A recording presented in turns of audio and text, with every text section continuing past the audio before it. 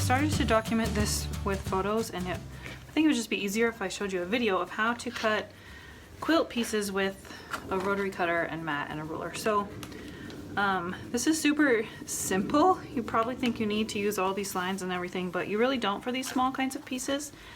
The first thing you need to do, let me start with this one, is create a straight edge on one side. So here we have the selvage, which is always straight, perfectly straight. So I'm going to use that as a guide. And you can see that my fabric is too big for my ruler, so I'm going to fold it in half. And I actually already cut this straight, but if I hadn't, what I would do is just line up one of these lines on my ruler with that folded edge. And that way I'll know that this is going to be straight.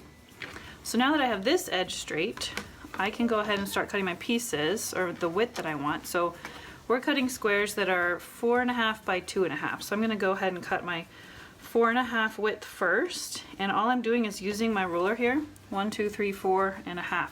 So I can put that straight edge that I just cut right here on this 4.5 inch mark.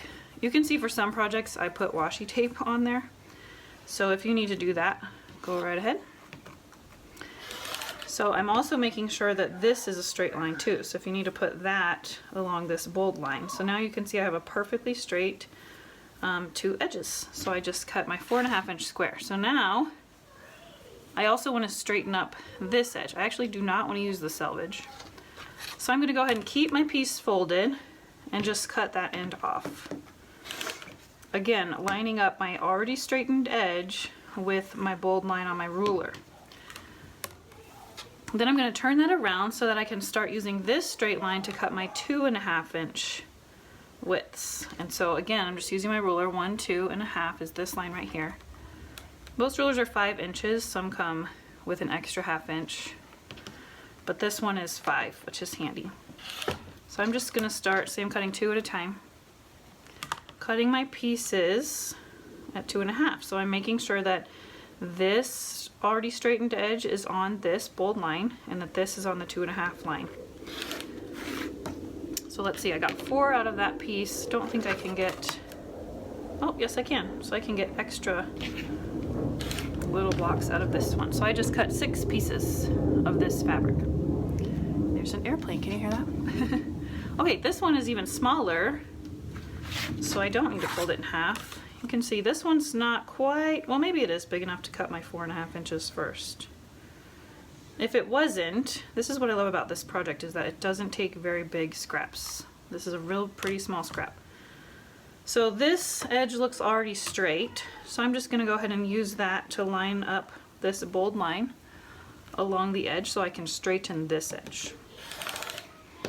Obviously, in case you're brand new to using rotary cutters, you always want to hold with your left and then cut away from you. Never cut this way towards your body for obvious reasons, and try to keep your left hand out of the way. So I just straightened that side, so now I want to see if I can get my 4.5. Nope, it's too skinny. So I'm just going to cut my 2.5 inch width, and then I'm going to cut this up into 4.5 inch pieces using this line. So to reiterate, I'm using my straightened line, making sure that it's perfectly lined up with one of the lines on my ruler, perfectly lined up with my 4.5 inch mark here. Looks like I'll be able to get 2 out of this piece, which is perfect for my quilt block. So there's my pieces. In this quilt we're making, I need 3 of this and 2 of this, and that will be a row. So you might be wondering why I'm just doing this willy-nilly. Most people would imagine you would need to use these lines on the mat, and you do when you're cutting bigger pieces and fabrics, but for these little things, just the ruler lines are enough. So I hope that's helpful.